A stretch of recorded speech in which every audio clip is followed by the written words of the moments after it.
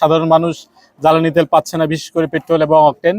তো সেই কারণে আমাদের ছোট ভাই রাতুল হাসান সাফি নতুন সে তার দাম্পত্য জীবন গতকালকে শুরু হয়েছে, আজকে বৌভাত অনুষ্ঠান।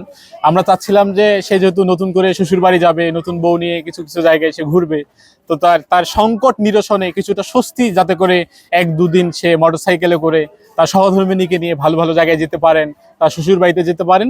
তার বৈবাহিক জীবনের শুরুতেই কিছুটা স্বস্তির জন্য আমরা আজকে এই 5 লিটার পেট্রোল তাকে উপহার দিচ্ছি, বিয়ের উপহার হিসাবে আমরা মনে করছি। এবং আমরা সবাই আশা করছি যে 2-1 দিন হয়তো বা সে স্বস্তিতেই তার যে বৈবাহিক জীবন, এই বৈবাহিক জীবন সে স্বস্তিতে কাটাতে পারবে।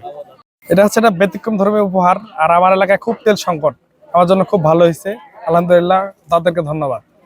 বেশ কিছুদিন ধরে তেলের যে সংকট, এই তেলের সংকটের কারণে দেখা যাচ্ছে যে কেউ স্বাভাবিকভাবে যে ঈদে ঘুরতে টুরতে যাবে, ঠিকমতো বাইক টাইক নিয়ে বের হইতে পারতেছে না।